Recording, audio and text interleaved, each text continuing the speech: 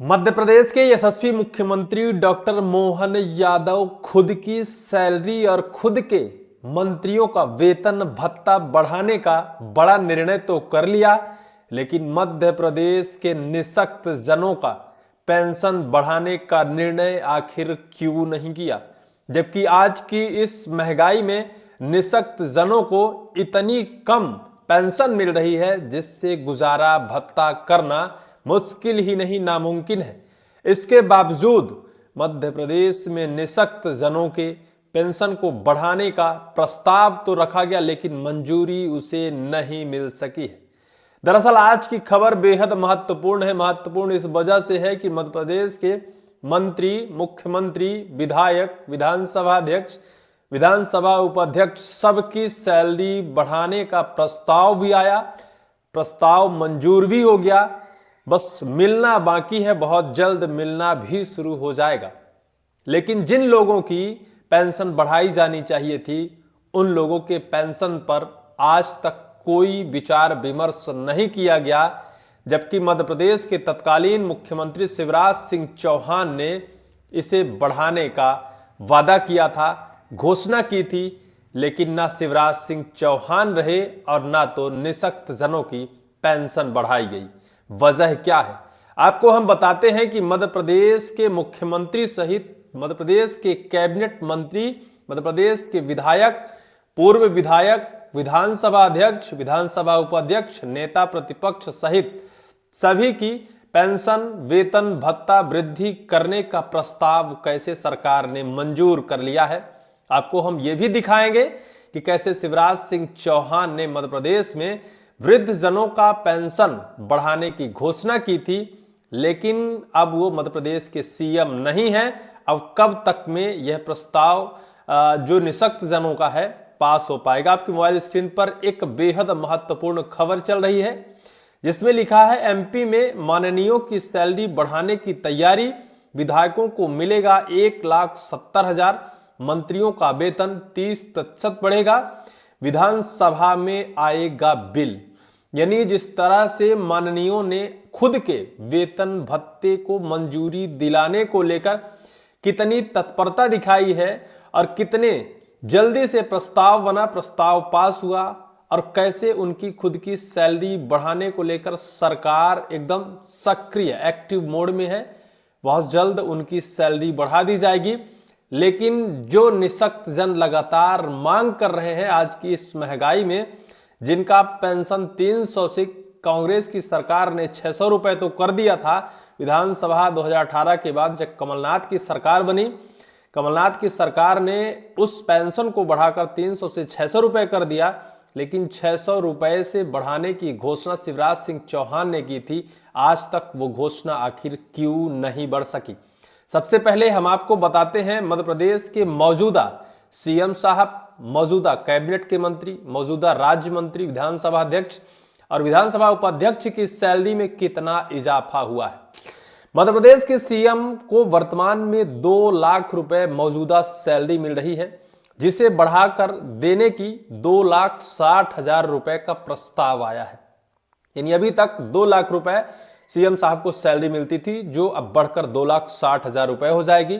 वहीं जो मंत्री हैं 1,70,000 रुपए वर्तमान में सैलरी उन्हें दी जाती थी, जो बढ़ाकर अब 2,20,000 रुपए प्रति माह देने का प्रस्ताव आया है। राज्य मंत्री को 1,50,000 रुपए अभी तक मिल रहे थे, जो बढ़ाकर 2 लाख रुपए देने का प्रस्ताव मंजूर भी हो गया है। बहुत जल्द देने की घोषणाएं भी होने वाली है। विधानसभा अध्यक्ष जो हैं उनके सैलरी में 27% इजाफा करने का प्रस्ताव आया है। अभी तक विधानसभा अध्यक्ष को 1,85,000 रुपए प्रतिमाह सैलरी दी जाती थी, जो अब प्रस्तावित है, जो प्रस्ताव आया है उसमें 2,35,000 रुपए उन्हें अब दिए जाने का प्रावधान है। यानी उनकी सैलरी 27% इजाफा हो जाएगा। जो विधानसभा उपाध्यक्ष हैं उनको 1,70,000 रुपए अभी तक मिल रहा था, जो अब बढ़कर 2 लाख रुपए हो जाएगा। नेता प्रतिपक्ष 1,70,000 रुपए था, जो बढ़कर 2,20,000 रुपए अब आने वाले जो सैलरी को बढ़ाकर दिया जाना है उसमें 2,70,000 रुपए हो जाएगा।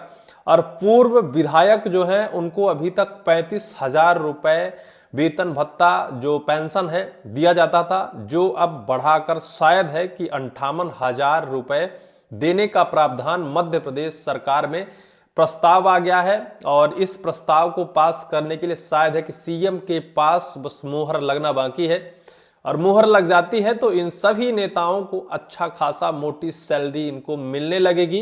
इस सैलरी को जब चाहे तब ये बड़े नेता मंत्री बढ़ा सकते हैं, क्योंकि कहा जाता है कि अभी 2016 में ही इन लोगों की सैलरी बढ़ाई गई थी और फिर से इसे बढ़ाने को लेकर प्रस्ताव आया और प्रस्ताव को मंजूरी भी मिल गई। प्रस्ताव बस सीएम साहब के सामने रखना बाकी है। सीएम साहब इसे आगे बढ़ा देंगे और इन लोगों को सैलरी बकायदा मिलने लगेगी।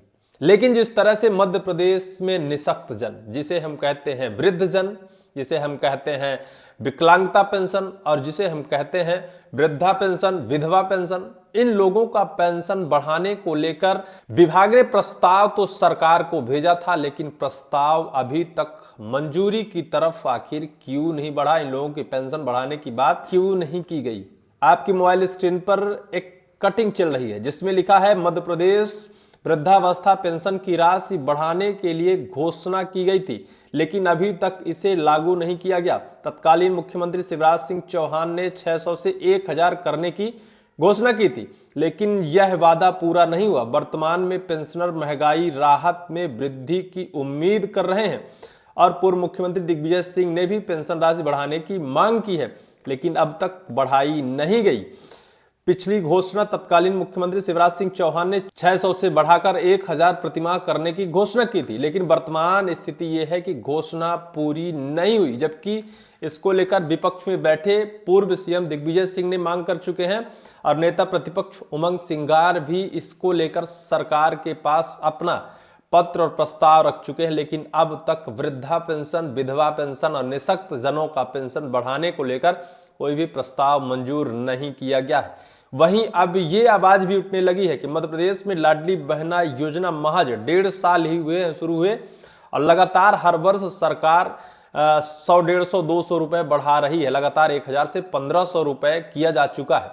महज 2 साल के अंदर ही 1000 से 1500 रुपए लाडली बहना योजना की राशि बढ़ाई जा चुकी है, लेकिन निःशक्त जनों का पेंशन जो शायद उन्हें अत्यंत आवश्यकता होती है इस वृद्धावस्था में, शायद उस राशि को बढ़ाने को लेकर सरकार आखिर प्रस्ताव मंजूर क्यों नहीं कर रही है।